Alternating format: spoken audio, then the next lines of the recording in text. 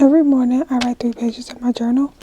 It's just a way how I connect dots, make conclusions, and kind of get all the jumbled things out, and it just makes a lot of sense.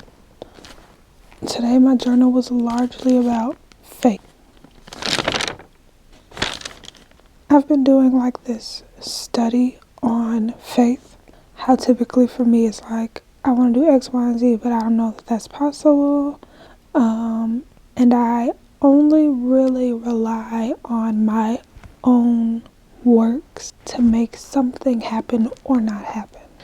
And I have a hard time working with people or like relying on people's word to say they're going to do something and it actually gets done. I struggle with that so bad. Just like life experience, I feel like for me, it's like I want to do something that seems really crazy, and on paper I don't have the credentials, but I've been doing these things for a while, so I know how to do them, and I don't know that somebody may help me. Like, I have a hard time thinking people are going to help me. So I've been doing this study on faith. Not just like a study as in reading the word, but like a practice in my life. Romans 4 talks about how Abraham was counted as righteous by God because of his faith. We know that God called Abraham his friend. So I wonder if that was because of his faith.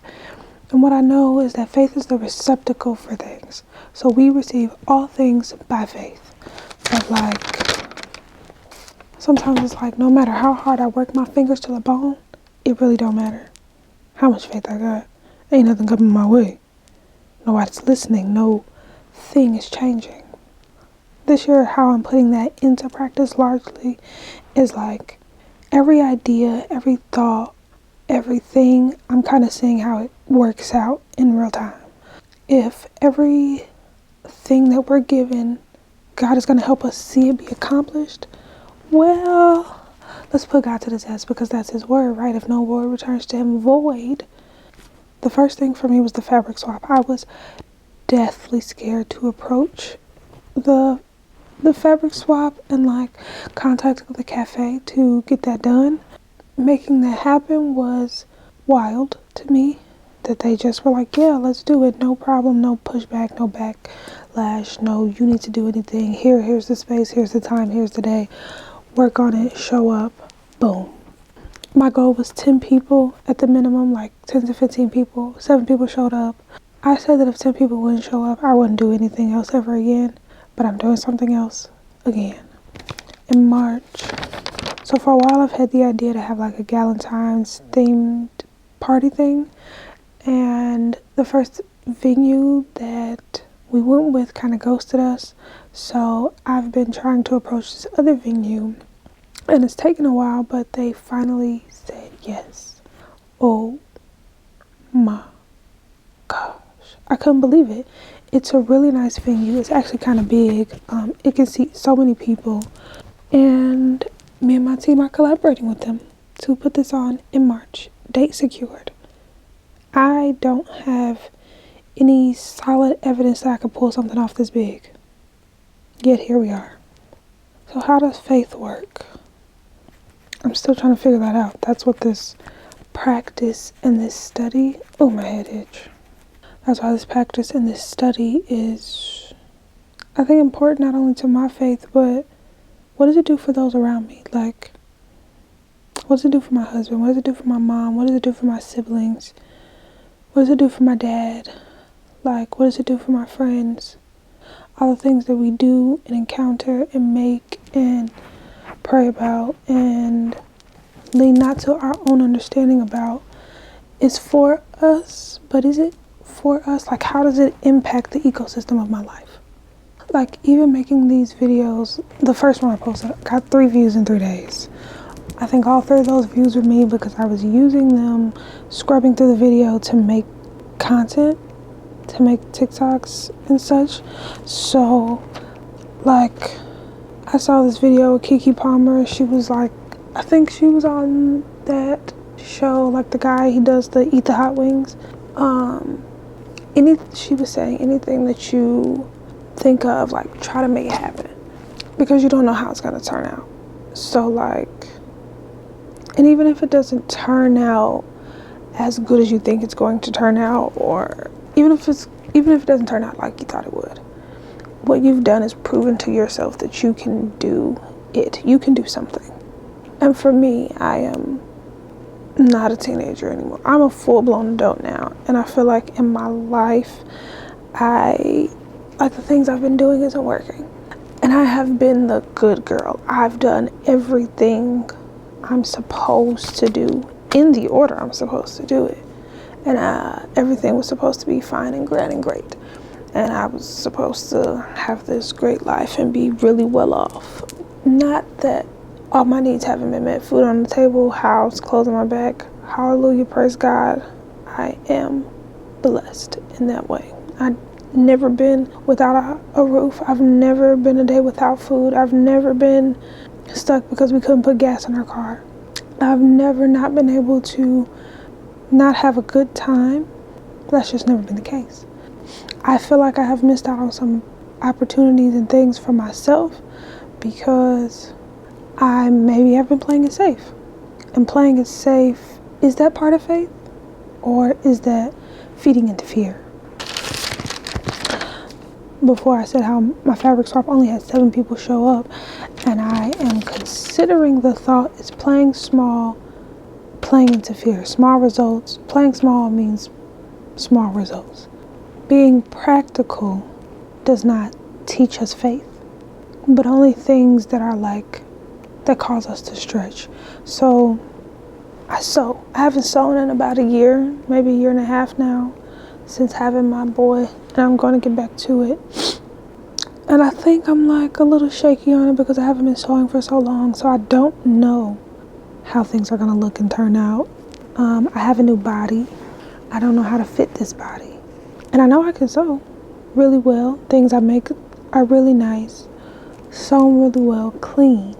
I like clean. I like things sewn up clean. I can make stuff safely within a certain size range. But here I am, this different size, different body. This kind of probably is really crazy, but I'm hoping the dots connect. This is just like my journal. It's a very stream of conscious, but this is a lot more targeted. Anyway, there's this guy on TikTok who's doing this series where he is helping small businesses build their tech for free. He's going around walking to small businesses asking if he can help them.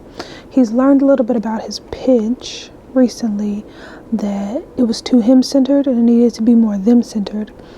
And I think that has helped capture more leads for him so that he can help more people.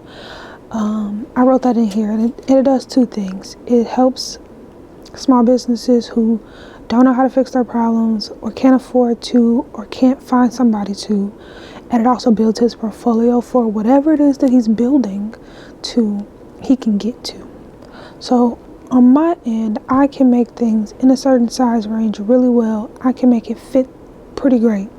But would the faith be for me reaching out to people or making things for people who are completely out of the size range that I am comfortable making in?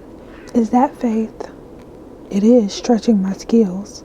But is that faith like I can do it even though I can sew? It's the same skill, but it's like transferred, right?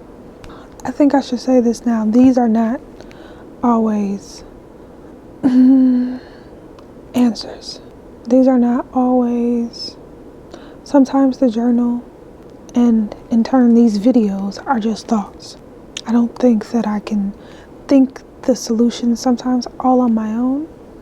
And this video and any other video may be a great help from you commenting. Maybe you have the solution. Maybe you have the answer.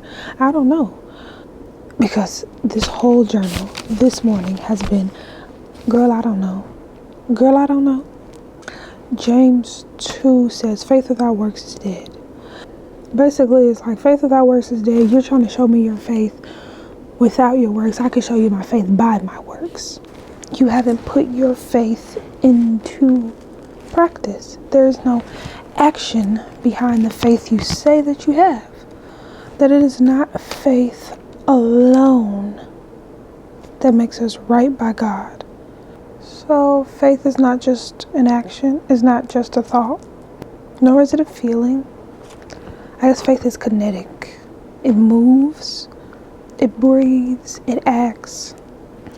And what is so interesting about this is that I'm sure people think I have a large faith because, like, faith in the things that I do because of my ideas or how I push other people. But when it comes to myself, boy, do I have a hard time going, yeah, I can do that. I get so anxious. I get so crippling, paralyzing anxiety, nervousness, to the point like I have to calm myself down so I'm not like gonna throw up or something crazy. It's insane. It's insane. I don't know. Along with this, I am tabling 2 other thoughts. One is a camp. Well, they're both camps, but one is a youth camp and one is, I don't know if it's going to be like a mommy getaway camp or a soul wing getaway camp. I don't know how to pull those things off, but I know that when I'm dead, when I'm laying on my deathbed, when I'm looking at my son, when I'm laying next to my husband, that I want to be happy at the end of this life because I emptied the clip. I put it all out there. I laid it all out on the table. There was nothing that I withheld, that I multiplied everything that I was given. I didn't hold back. That I want to die with nothing left. That I know that once I'm going through that, I know that I am at peace with myself and I can look at my family and say, I love y'all, but it's time for me to go. Because I've done everything I've been put here to do, so it's time for me to go. And I don't have nothing left. And I can sleep well. Was this a crazy thought? I don't know. I have a lot of work to do between now and March 19th to see this Women's History Month event happen now that the event is secured. The event space is secured. Thank you for sitting and talking to me. Thank you for attending my TED Talk. I appreciate it. I don't have anything to give you this time. I don't have a challenge for you. I don't have anything. Maybe it's just to practice faith.